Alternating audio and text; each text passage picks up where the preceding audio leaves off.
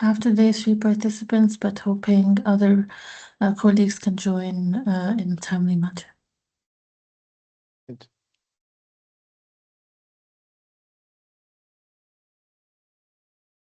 Thank you. Last time we ended our session on Unit 1, and I would like to resume the training with the presentation of the different tools and frameworks we're going to be using for this module and beyond. But before going further, I want to give colleagues a few minutes in case they have any feedback to share or questions from the last session. Omar, Sarah, and Layal, any question, feedback? No, from my side, everything is clear. Thank you. Anyone else?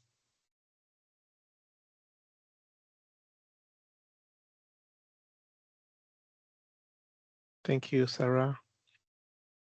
And also I had a few questions actually. We're going to be also, as part of Unit 2 and Unit 3, we have a few practice activities. If you have access to the reader and the PowerPoint, it's the, I'm going to move there to see where we would like to end today's sessions at least. I'm trying to navigate the slides.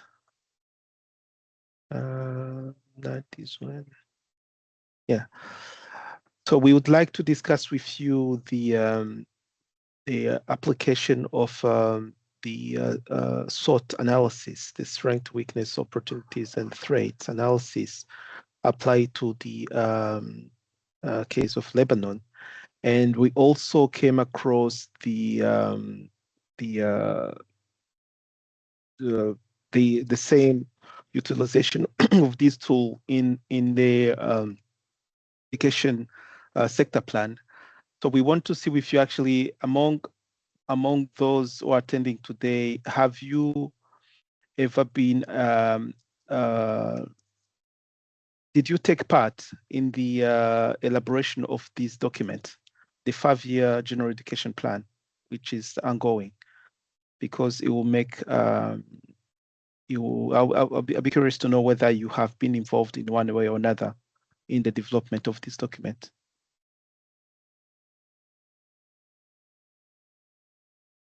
The floor is yours.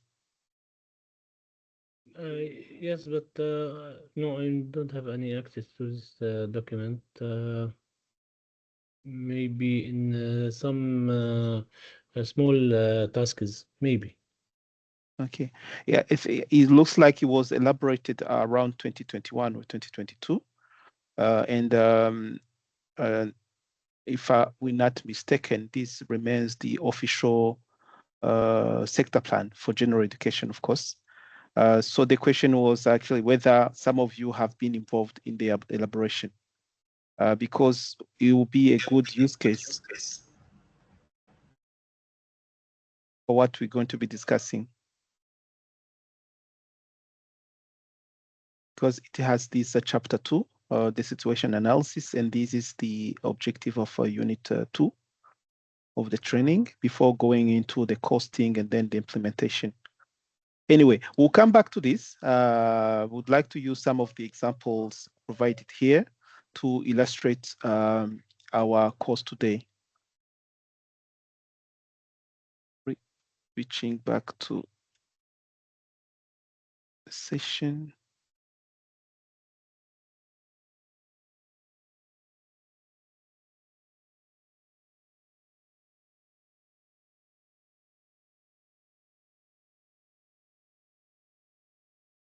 Okay, so what we're going to be discussing today is the, again, the situation analysis. As discussed last time, situation analysis being the very first step of planning and budgeting. But in the sense that you cannot go directly into designing a budget without first conducting some sort of analysis because budgeting is also a planning activity. Budgeting meaning allocating resources to different activities, allocating resources to different locations of the country, deciding on who gets what funding across the country. So you need enough evidence to help you decide on that. First, as a planner and the budget officer, but also as a way to inform other stakeholders. In the case of Lebanon, it could be the Ministry of Finance or partners, donors, who are willing to support the policy objectives, but they would like to be convinced that investing in a policy rather than the other is the right thing to do. So really, everything starts with having an evidence base, and the situation analysis or sector analysis is really the very first step for that. And to be able to do a sector analysis, we're going to be really summarizing this quickly, but focusing on the tools, because if you know how to use the tool, then it will be very much easier to apply that tool to any issue, because the same tool we're going to be discussing can be applied to understanding equity issues, understanding bottlenecks when it comes to budget implementation, and beyond. So the focus here is on the tool. We will not cover the entirety of situation analysis. And here we're going to be using mostly the first two tools, SWOT analysis and problem tree. The other two will come later when we go into program design and budgeting. And again, we really welcome your feedback during the session. So do not wait for the end of the training to ask questions. You can raise your hand at any time during the training. And welcome, Bilal. Happy to have you with us.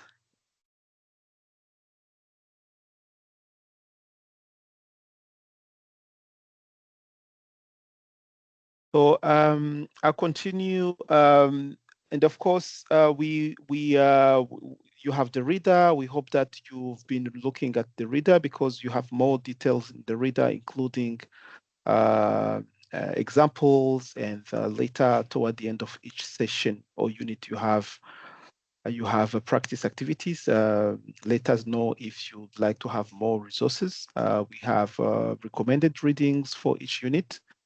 And we can provide more, but at some point we do not know whether there is a need of more resources. But if you need more reference materials, we can share more, of course. So the situation analysis, as I said, is the very first step of planning and budgeting. And depending on the task at hand, it can be very comprehensive. For instance, covering the entirety of the education system, from kindergarten to higher education, or it can be also subsector focused, meaning that, for instance, the education sector plan we just looked at is for general education.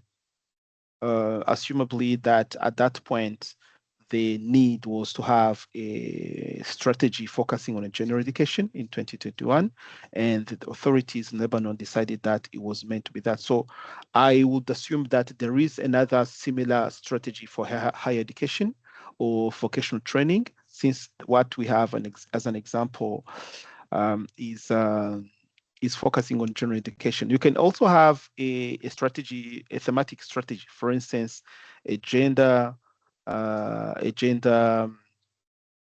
development strategy. You can have a climate change in education strategy. In some contexts, we also have inclusive education strategy, focusing on special education, etc. So that's why focusing on the tools and methodological approach is more convenient, because when you look at these documents, they have the same structure and they follow the same approach. So mastering the approach and the tools is more convenient, because then you can apply these tools to any topic which is exactly the same.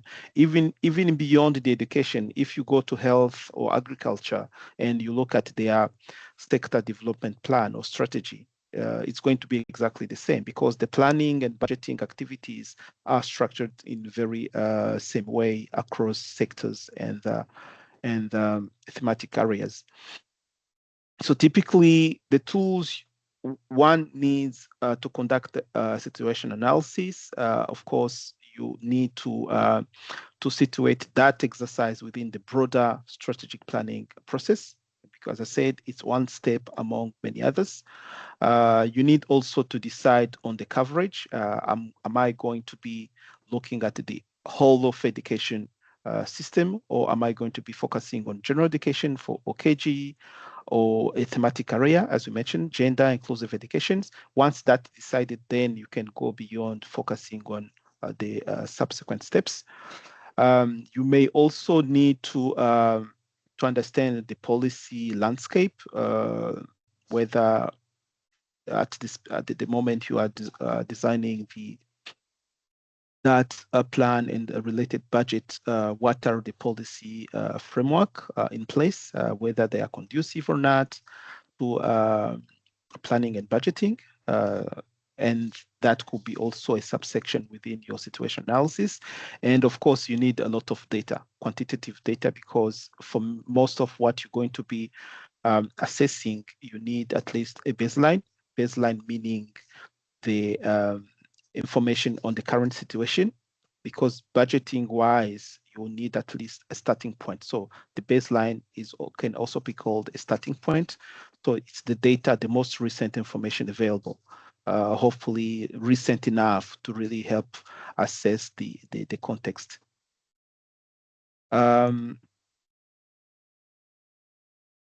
And the what I just mentioned is, of course, a general case. And when you are in the context of affected by a crisis, then of course you need also to be able to reflect that in your situation analysis. I think I will not be spending a lot of time on this, because last time we discussed it.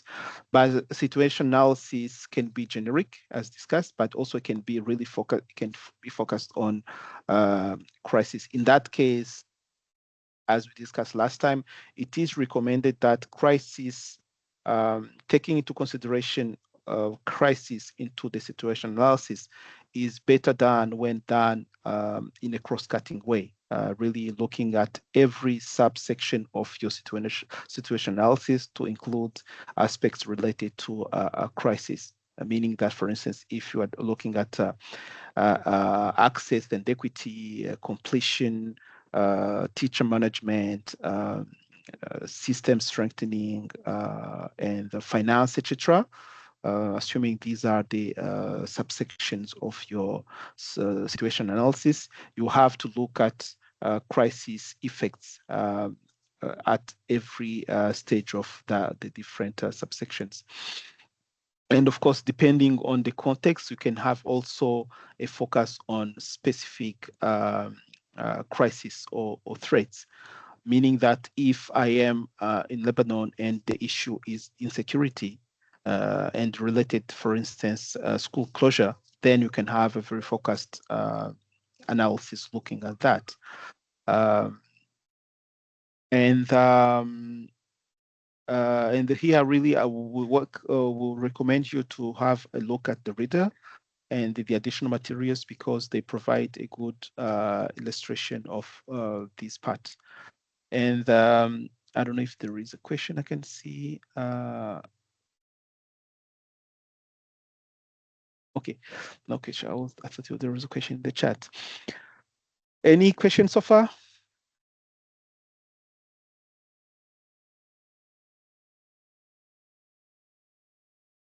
This is an example of what I will call a typical situation analysis, like the different chapters of a situation analysis.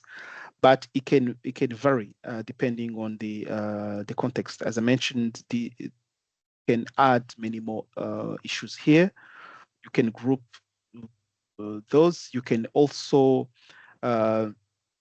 you can also contextualize, for instance, as we just mentioned, if the focus is on crisis management.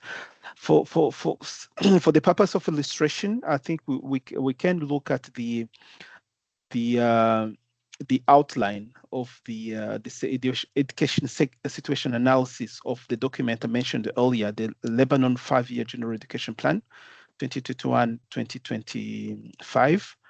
I'm going to share it here to show you how it was presented, and of course, it's an illustration, and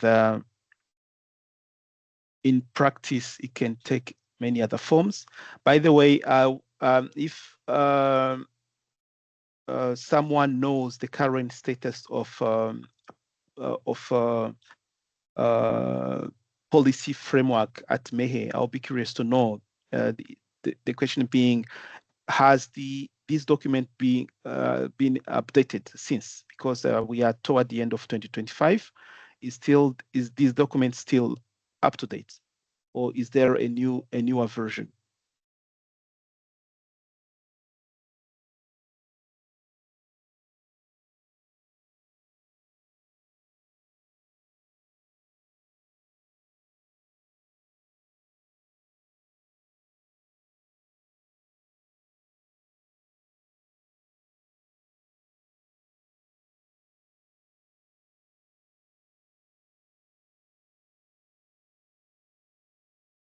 Bilal, are you trying to speak? You are muted. So I'm sorry, actually. Hi, everyone. So I think you lost the connection. I don't know if the mistake is from my laptop. So I didn't hear your question. Yes, we actually, I think we had looked at this document a bit before you joined. Yeah. So I want to show it an example because we'd like to illustrate our lesson today. So at our knowledge, this is the most recent education plan at MEHE today. So my first question was, do we have an updated version since this one is meant to be ending in 2025, or are there activities today to update it? Have you started with updating the document? Really, I don't know. I have no idea because who work on the 5-year plan, not here, not in our division. You know, it's at the high level at the minister office. So okay. I don't know if they, but it should be. And in all cases, we have to prepare or to renew this or to update 5-year plan. But really, I have no information. Yeah, definitely. So the tools and I can ask. Yeah, we'll be happy to know whether there is an ongoing updating of the document, and it will be useful that for colleagues who are taking part in this training, they join this working group, because what we are learning now is exactly what you need to be able to draft such a document. And the example I wanted to mention, so the outline of the document, just by looking at the outline, you see that the first chapter is the situation analysis. And back then, the focus was on the enrollment. Yeah. Yes, enrollment. I don't know if I can. Yeah, enrollment and access, quality of inputs, outcomes. So this is learning outcomes, and summary of key achievements. It is a small chapter. Going from, no, it starts with the country context. This is the general context with population, finance, etc. From page 25 to 40, so roughly 15 pages. So it's a small chapter, because in other contexts can be even longer, but I assume we can go through it quickly. I think it will be much actually interesting to look at an example, but just really quickly, we will not be reading. I'll welcome that you spend some time looking at this. So we just saw the outline, context, and then at education level, the different issues, access and completion, learning outcomes, management, etc. This is the typical outline I was mentioning in the other slides, and here, of course, they went through first analyzing the general country context, the the political context, the fact that back then the country was hosting a lot of refugees from Syria and Palestine. And a brief economic analysis. For instance, you remember in module 1 and 2, we looked at also how you can look at the economic context, the trend in GDP, inflation, and the cost of living. This is a small analysis similar to that. We'll come back to this later, but we want to show you a typical example of a situation analysis. This is a brief analysis of poverty, comparing the different poverty rates across the country by region, and also poverty by level of education, of showing that the more you are educated, the less likely you are to be in poverty, which is self-explanatory because, of course, education level goes also with revenue. That's in the theory, of course, but it seems to be applying well to the case of Lebanon, etc. And then they move on to the education situation analysis after the general country context, and then assessing the enrollment, access, and the retention. And here, we're going to be looking at through practice how you do that. But as you can see, you need a lot of data. So actually the activity starts by compiling data. So you need to have access to the most recent data. And then the analysis is just about discussing the data trends. Out of school, if you are in a country that is facing out of school, which is a bit of unexpected in Lebanon, but probably due to insecurity and a lot of displacement, there was a population of out of school. And this is a brief analysis of COVID and how COVID affected the education John, system. do you have this tool on Excel, the AWP? Yeah.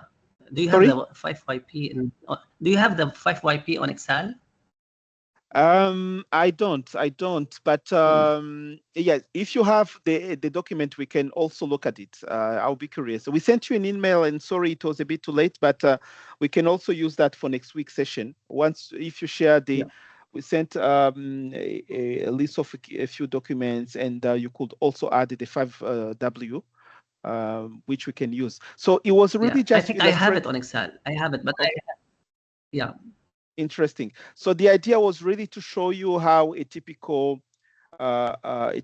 situation analysis is done. And if you take a look at the 2021-2025 General Education Sector Plan, you have a 15-page situation analysis.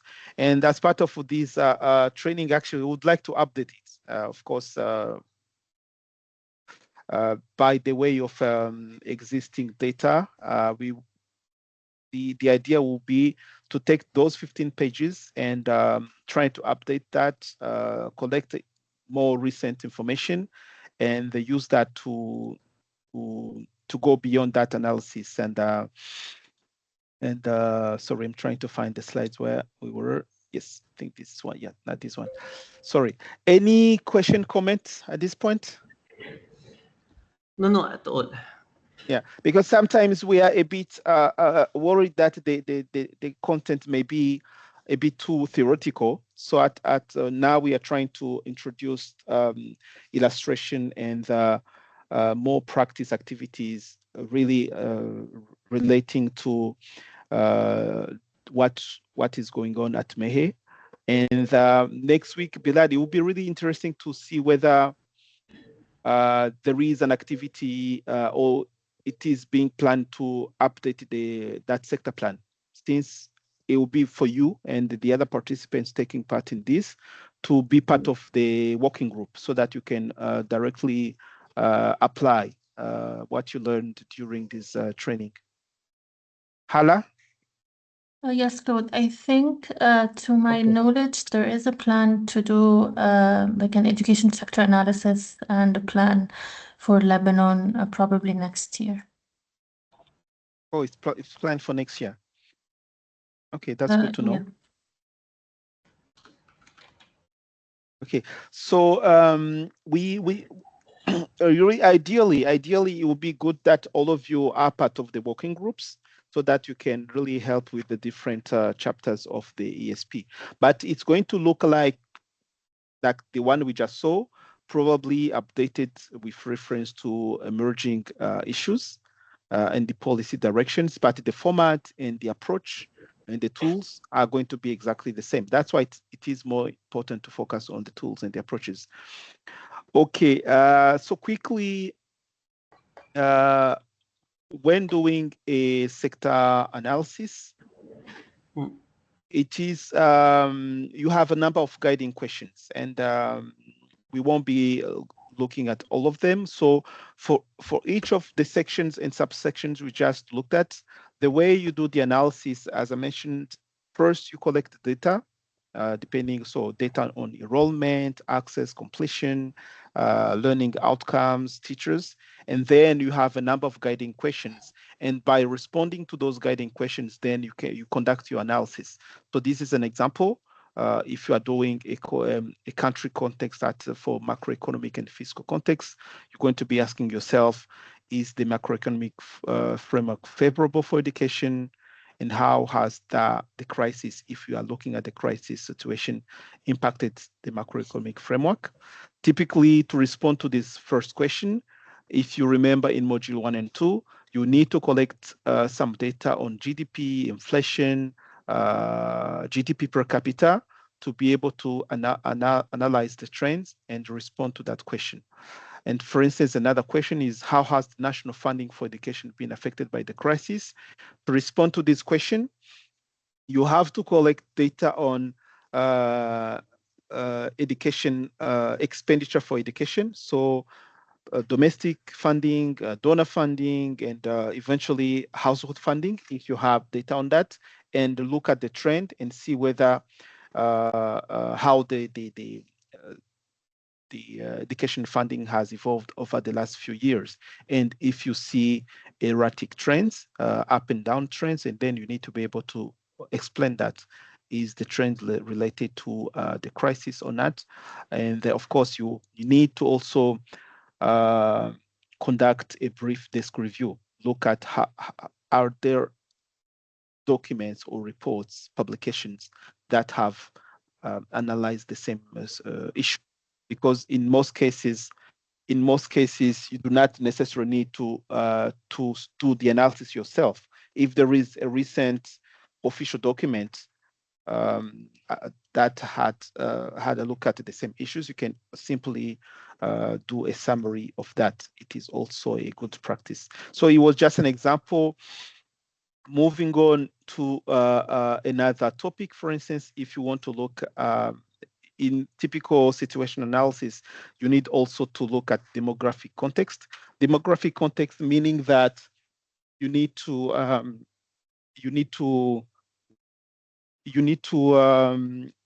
understand the demand for education. Demand for education meaning looking at the school-aged population. For instance, in Lebanon, it's going to be, for instance, population from KG up to the end of general education. In some contexts, you can also include higher education population. But as we know, the threshold for higher education population is not clear-cut because you can go to higher education at any age. But in most cases, from KG to upper secondary, the threshold is more or less stable. And then looking how, because we're also trying to understand how the population is going to evolve. In some contexts, we have an increasing demand. There are more and more children going to school, but we also have countries where there is a decline in demand. And then for your country and your course, you need to be able to see, do we have an uptrend? In that case, the planning and budgeting is going to have to take into consideration the fact that the demand for education is going to be increasing a lot. Or if you're in the context of declining demand, as we have in some countries, then of course you need to also take into consideration that declining demand can be related to several factors. for instance, in countries where there is population migration, but also on the opposite, is something that is relevant for Lebanon and the region, where you have a lot of population movement. You also need to also take that into consideration. Hala and I, we were working on Jordan over the last few years, and in Jordan they have more than 1 million of refugees and asylum seekers, and they are all kind of schooled into the public system. So planning-wise, you cannot only plan for the nationals. If the government has decided to integrate refugees and asylum seekers, they are also part. They should be part of the demand. So planning-wise, they need to be included. And we just saw that Lebanon also has a history of welcoming a lot of population. That means that they need to be included into statistics and into the plan. And of course, it comes with a lot of challenges because it's in some contexts, it's not a stable population. They come and go. So how do you plan for a population that is not very stable in one location? It's a challenge. I don't know if you have any comments on that point, because it's going to be also an important aspect to consider for our next discussions. Planning for kind of, we can call it maybe mobile population.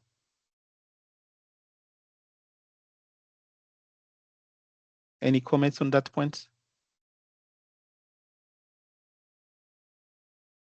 Okay, so these are really examples, and what happens actually is when you are doing a situation analysis, you spend some time discussing internally within the Ministry of Education and with also the other stakeholders we mentioned. Typical stakeholders being other government agencies involved into education aspects like health, finance, planning, and also then donors. In some contexts, also you would include the civil society if you have NGOs and groupings of parents and the likes who are also involved into the education matters, so that you can all collectively decide on the scope of the plan and the subsequent activities, because it can maybe sometimes you won't have any chapter on socio-cultural context,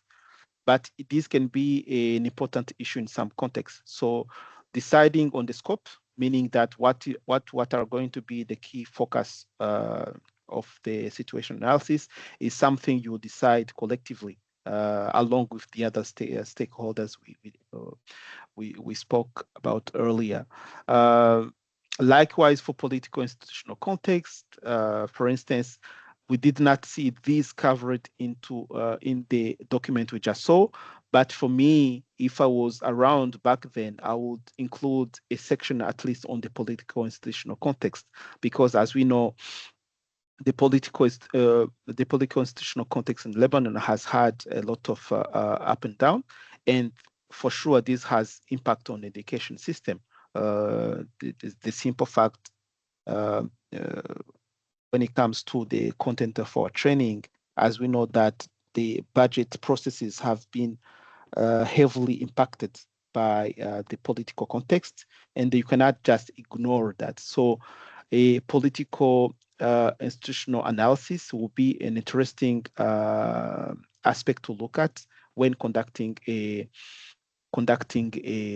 sector analysis in a country such as Lebanon. Here we shared a few guiding questions, but you can have more in the reader and in the additional materials. But typically, political institutional analysis looks at how the government is functioning. Do we have stable government, stable frameworks, or are there instability in the government functioning, which will, of course, we eventually affect the functioning of the education system financially, but also in many other ways.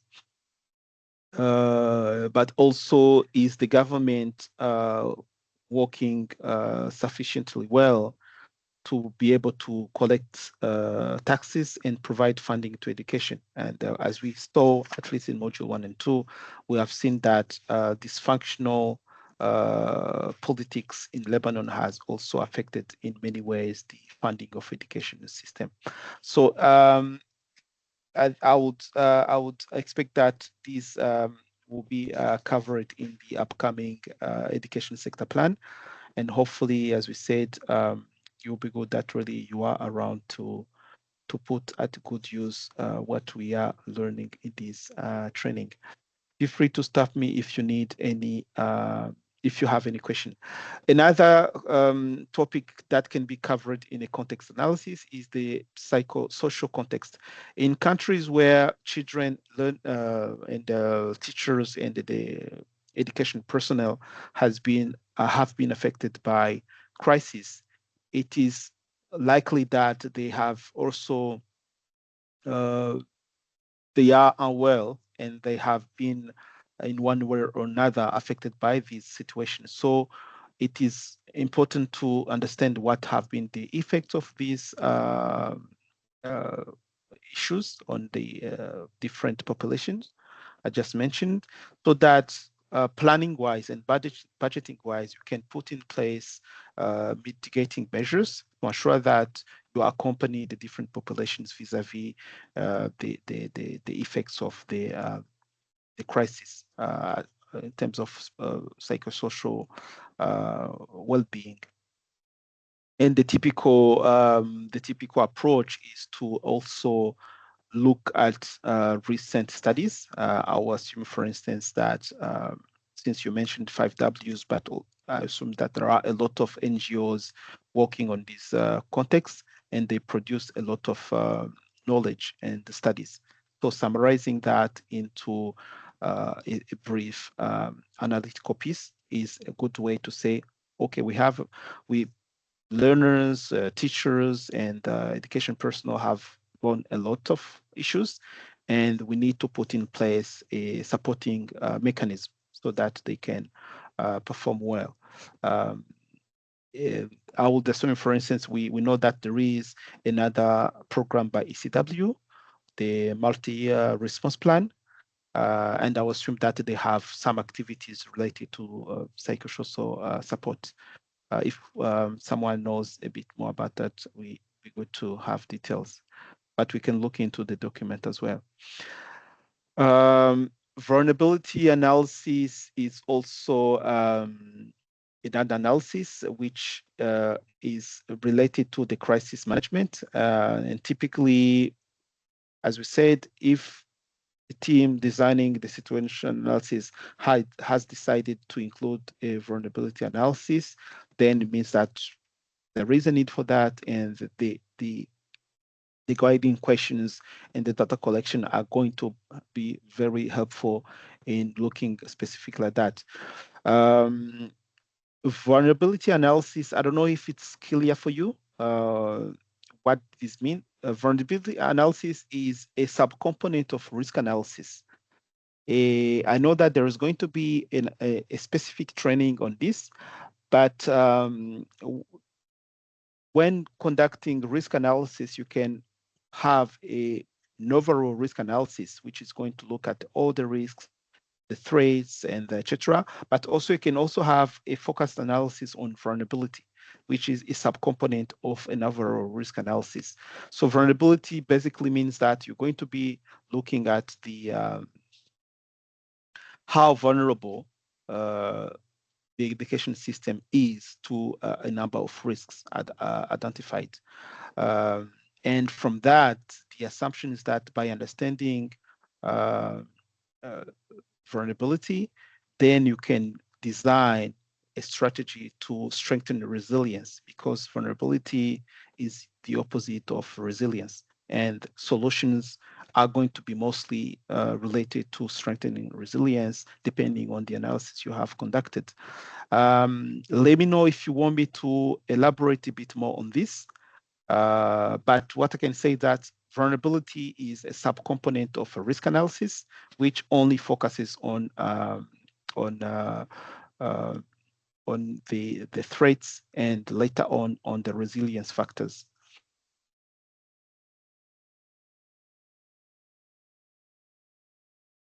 And also analysis of existing policies. This is what I mentioned earlier. It means actually conducting an overall overview of policy frameworks, what is being done, what is being planned, as a way of understanding whether the policy framework is conducive to education service delivery. Because in some contexts, actually, we have outdated laws, we have laws that are a bit that they lack inclusive. For instance, in some countries you have laws that date back to several decades ago. They have not updated since, and they are not equipped enough to ensure that every child gets access to quality education. Before going into the technical aspect of quantitative analysis, actually these analyses are mostly conducted at the very beginning as part of the national context. When you move from a national context, then you go to the analysis of political and policy framework.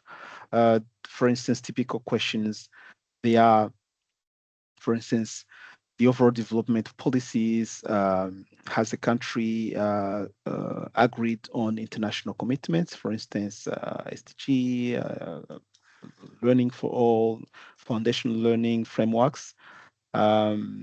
Has the country developed national laws and regulations for inclusive education? For we were talking earlier about the integration of refugees and asylum seekers into the national system. If the government decide to do so, this also need to be sanctioned by a law. So the question, if you conduct a policy analysis, you need also to be able to look whether there are policy laws and regulations related to the integration of such population into the national education system.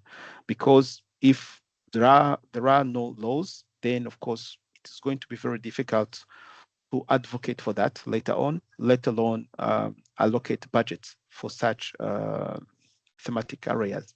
So really assessing and understanding what policies are there, what are the provisions of those policies, is a good starting point to understand what can be changed when it comes to designing the planning and allocating the budget. I'm trying to go quickly into this because it's really a long list of different items you can look into. But as we just saw into from the example of the 2021 sector plan, you do not have to do all of this. You need to understand what is feasible, and then collectively discussing with the other stakeholders, you decide on what you focus on. Because if you try to do all of this analysis, you're going to end up with a very, very long document. In some contexts, it's not feasible. You don't have time for that. You don't have resources. So it is really recommended that you you only focus on the most important aspect of your education system, and depending on the plan you're trying to draft, the plan and budget, of course, going hand in hand. As we said, if it's subsectoral plan, looking only at general education, and that in that case, all the analysis are going to be focusing on general education. Internal efficiency, I think in module 2, we have already defined what internal efficiency is when we discussed about the key indicators, education indicators and statistics to measure educational performance. But let me know if you want me to come back to this. But typically internal efficiency means looking at how the education systems is performing well into managing the different resources at their disposal. Typical indicators we use to assess internal efficiency. They are related to repetition rate. If you have an education system where you have big repetition rates, it simply means that there is a problem in the way the system manages student progression throughout the system. Zero repetition rate is not feasible in most cases, but also 20, 25, or 30% repetition rate is problematic. So it means somewhere there is an issue in the way the education system manages the flow of students.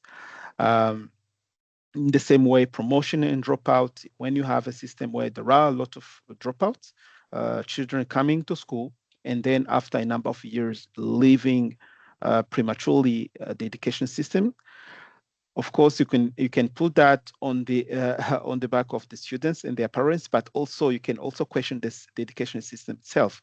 Why are you not doing enough to keep children in school and learning? Of course, this is another indicator to assess internal efficiency. So these are typical indicators, and I'll welcome that you really read the reader and the additional materials to see the other indicators you need for internal efficiency. You can extend this list to every aspect of the education system that is not functioning well. If you go into a school and you find out that there are a lot of teacher absentees, or in some contexts also we have textbooks that are in the school but not being used. In other contexts we have leakages.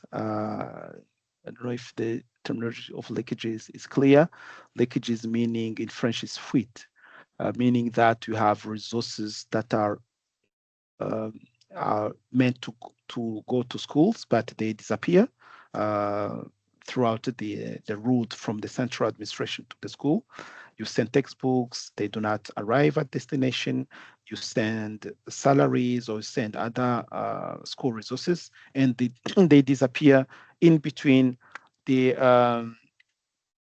central level and the final destination. In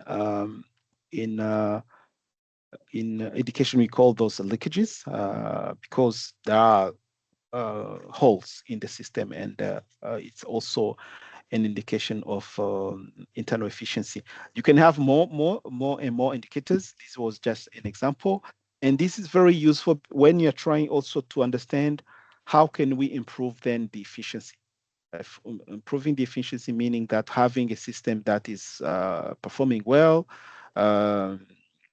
improving the value for money, meaning that having the maximum outputs for a given level of inputs, given, for instance, the current budget allocation for education in Lebanon, how can we achieve the maximum outcomes?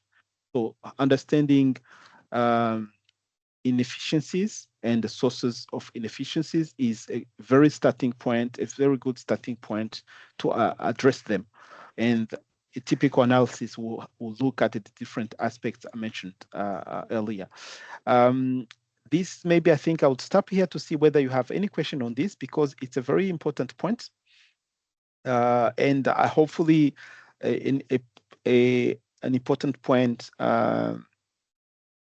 for the upcoming years. I remember when we started this training, several colleagues had alluded to cases of corruption, cases of misallocated resources, cases of leakages. Leakages is another word for corruption when it comes to financial resources. I'll stop here maybe to see whether you have any comments at this point, and whether you see any opportunity to focus on this for our upcoming sessions, and planning wise and budget wise, what can be done? John, I have a question. Actually, most of the material now, the material is related purely related to the education. That's why we didn't interfere that much.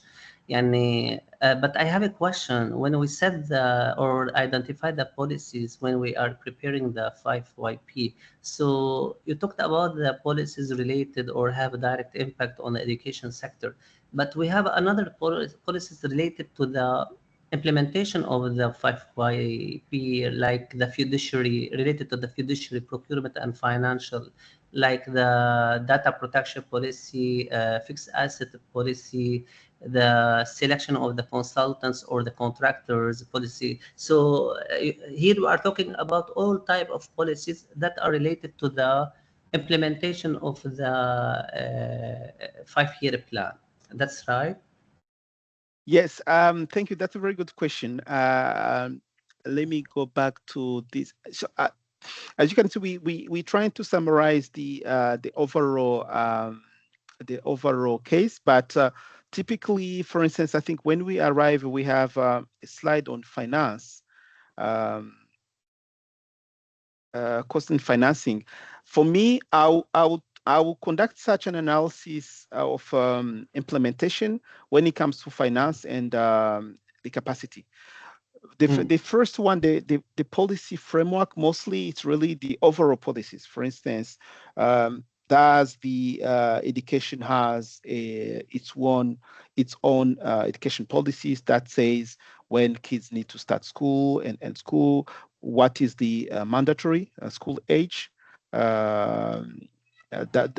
Is there a policy that guarantees access to education for special needs children, etc.? These are the typical education policy you look at. But when it comes to analyzing cost and finance, then you can then look at the policies specifically related to the budget preparation and budget implementation. And if I'm not mistaken, those you mentioned, like the fiduciary risk policies, data protection may be a bit different, etc. They might be mostly related to implementation. In that case, they can be covered here at when it comes to analyzing cost and financing of education. Okay. And because typically, you're right, because if I don't have a nice or a conducive policy framework when it comes to budget implementation, I'm going to have issues. And at this stage also, what I would assume, of course, you can tell me whether this is not the case in Lebanon, there are policies specific to education, but these fiduciary public financial management, data protection, they are probably going to be managed by other ministries of finance, etc. Is that okay? For instance, the fiduciary risk policy framework, this is something I will find, or I will expect to find at the Ministry of Finance and Budget. Yeah.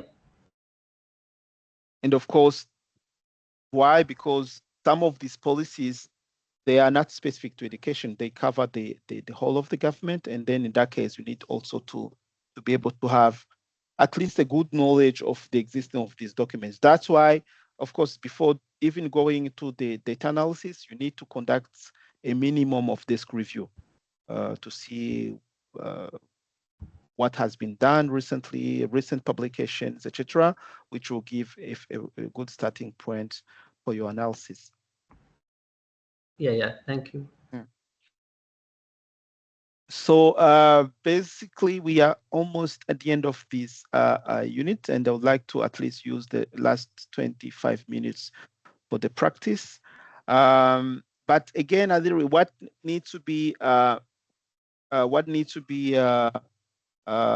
retained here is that there are lots of things you can look at when conducting a situation analysis. It is difficult to aim to do everything because you spend a lot of time doing that. What is recommended is to have a good understanding of all of these items you can look at when conducting situation analysis, but also understand that picking the most relevant aspect for your analysis is important, and this needs to be done collectively through engagement with relevant stakeholders within the Ministry of Education. For instance, in the case of Lebanon, it will be MEHE and CRDP, and then outside of the Ministry of Education, Ministry of Finance, Ministry of Planning, if there is one, the Ministry of Health, since they are involved in some aspect of education. Then the community of donors, since mostly those who are also part of the education funding. In that case, then by discussing consultation, then you can come up with, oh, this topic is important. It needs to be addressed in our situation analysis. This is important, but maybe it's not that important. We can keep it for later, something like that. But it is clear that it is difficult to all of those aspects we mentioned, and picking the most relevant is very crucial. For instance, we did not discuss TVET and higher education, but in many contexts, vocational training is is an important aspect to look into, because related to youth employment and many other aspects of the economy. If that's the case, of course, you also need to have at least one section on vocational training. Otherwise, you may also miss out that when it comes to planning and budgeting. That's important to know, because what you do not cover in the analysis is likely to be forgotten when it comes to designing the plan and budgeting, because you don't have evidence on that, and eventually it's going to be forgotten to discussion. So important to see that to ensure that all important topics are looked at in your analysis. Any questions so far?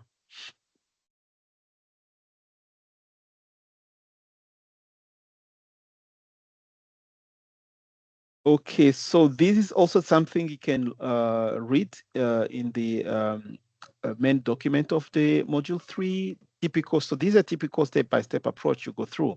As I said, and it's a very self-explanatory, you need to start by collecting the information, which can be done by doing a desk review, having access to the many data sets existing out there, and also having a good understanding of the data is really also an important asset to know.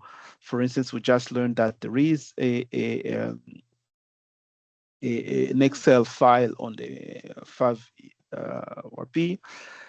This is very good. We had no idea of this information. And for instance, if we were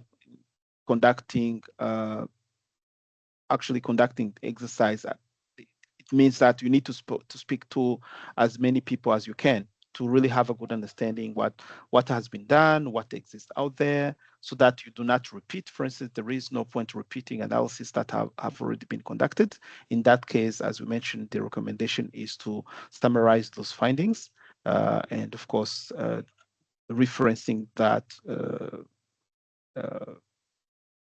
well. And if there is no analysis already conducted, then you can go on conduct new analysis based on data available.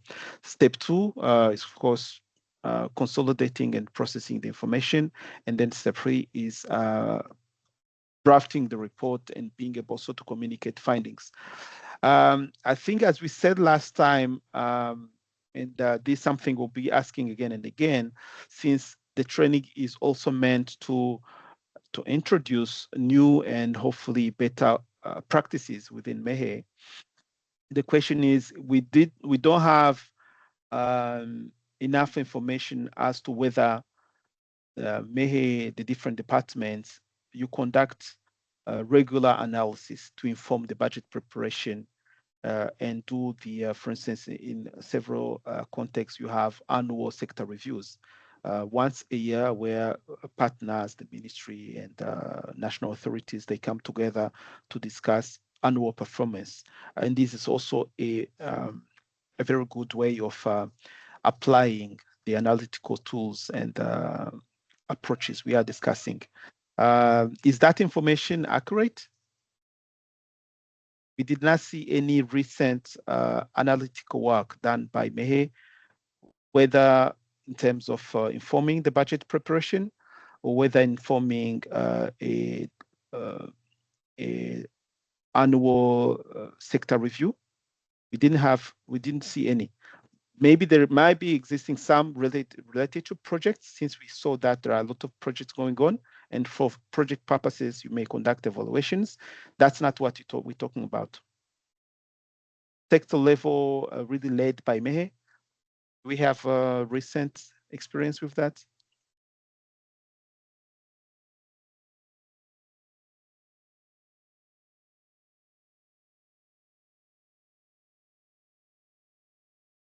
Okay, it looks like, but we would like to confirm that information, because if there is, then we can also look into that and discuss that in our upcoming sessions.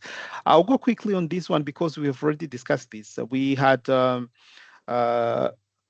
taken some examples from the 2021 General Education Sector Plan, just to illustrate some of the analysis we mentioned, but this we discussed already, no need to come back to this. As we saw, there is a brief national context looking at the economic framework and the effects of the crisis on the macroeconomic aspects. There is also an analysis of poverty by region and then by education level. It's a bit brief, but at least it gives an overview of the population and the cost of living. There is also an analysis looking at the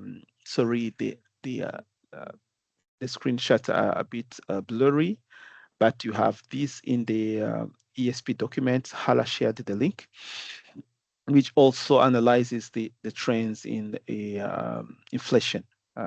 And you remember we discussed inflation a lot. Inflation being really a big factor when it comes to managing education budgets. When you have such volatility in your economy, it makes it very difficult to design a budget and keep it accurate during implementation. So this is something you can also include in your analysis. To wrap up at the end, for the end of this, we also extracted a SWOT analysis that was conducted in the ESP document. It is at page 44, sorry. Page 44 of the ESP document. You can have a look at this, which is also another interesting way of summarizing the performance challenges and opportunities faced by the education system. And that's one nice application of the SWOT analysis tool. I don't know if you are familiar with this. Maybe you can share your experience in the chat, whether you've been using the SWOT analysis tool to conduct the SWOT analysis. This is something you use in many cases, actually. It can be applied in project design, in sector analysis, as we just saw, also when drafting budgets. As we say, before going into the projections and the likes, you can start by really understanding what are the strengths of what is that you're trying to do, weaknesses, and the other two being the opportunities and threats. So you can look at this in the ESP document, page 42. But typically back then, what they came up as strengths, they identified a number of strengths, enhanced ability and capacities at Mehe in managing education reforms plan, curriculum reforms initiated by Mehe and CRD, and the higher curricular committee is overseeing the process. And strengthen school information management system, unification of data sources, and improve the reporting. I'll not go through all of them, but of course, what we'd like to do with you is apply the same approach to a new thematic area. We're going to see that, but also we can quickly discuss whether this is still the case or whether there has been improvement or deterioration in some of these aspects. Feel free to react by reading this. Does this is this accurate in your understanding, or is this still accurate? Because it might have been accurate 5 years ago, but probably the situation has changed in one way or another. So as a way of wrapping up here, we could spend some time seeing whether this is still the case. So along the strengths, you can also look at the weaknesses.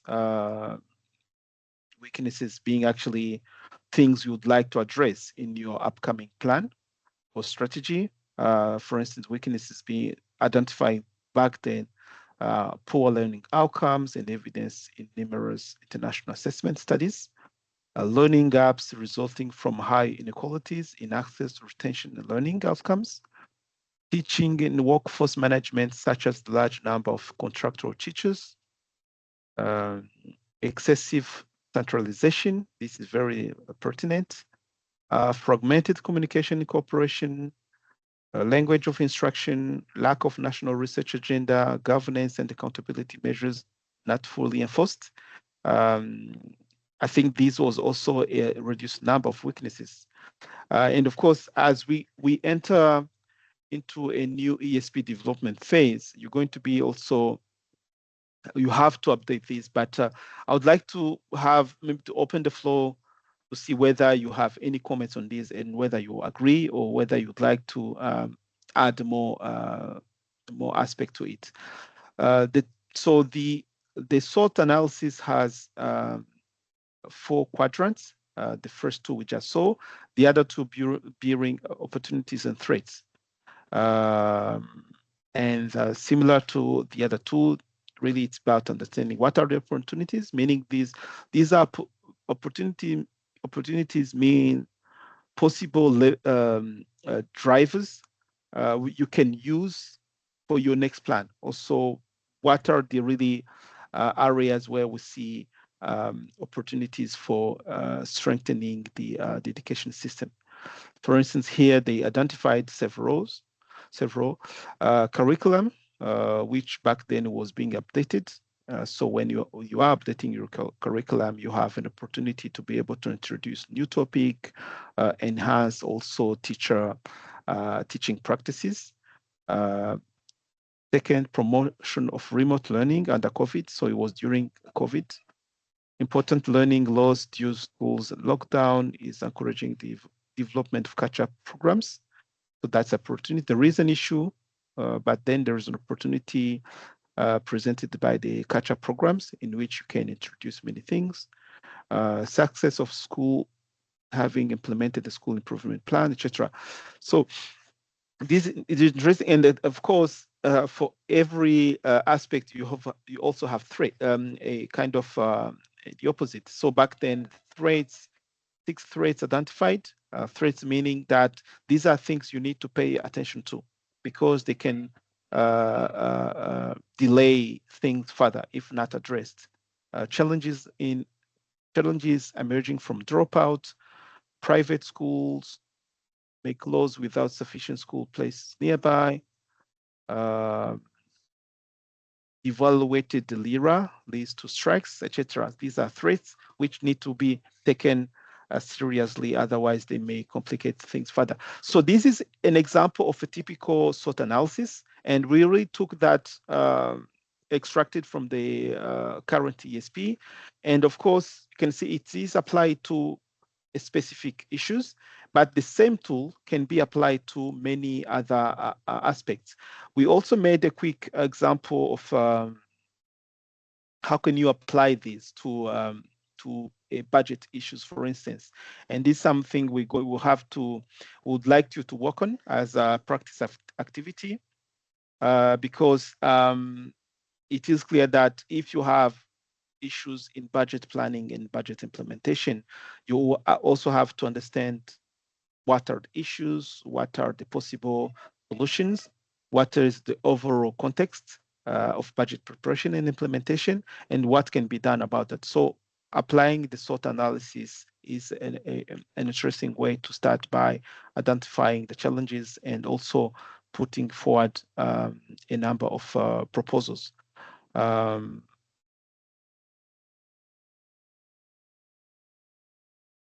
Any questions so far?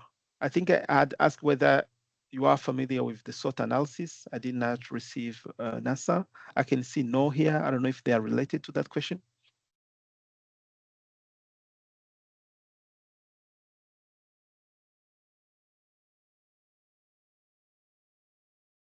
Anyone?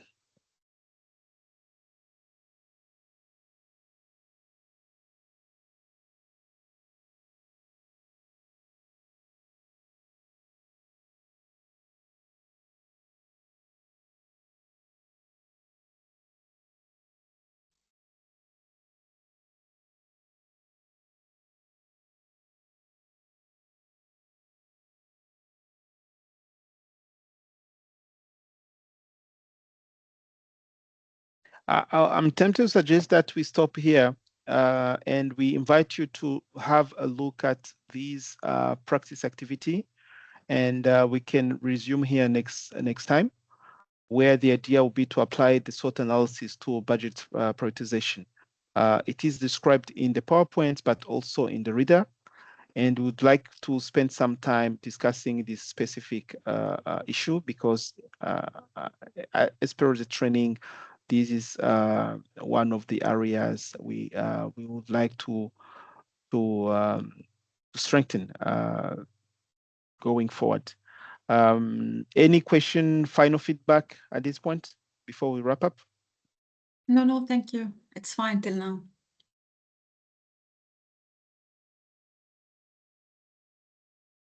But please have a look at this. We will resume the training here next week. And it will be good that you really share your feedback during the plenary next week. Okay, thank you. Thanks, John. Thank you. Thank you. But also, yes, we have yes, the reader is very comprehensive, and the additional reading materials such as the ESP situation analysis chapter. If you have time also to look at that, it will facilitate our discussions next week. Thanks again. Okay. Thank you. Thank you so much, colleagues. Thank you. See you Thanks. next week. Thanks, everyone. Thank you. Bye-bye.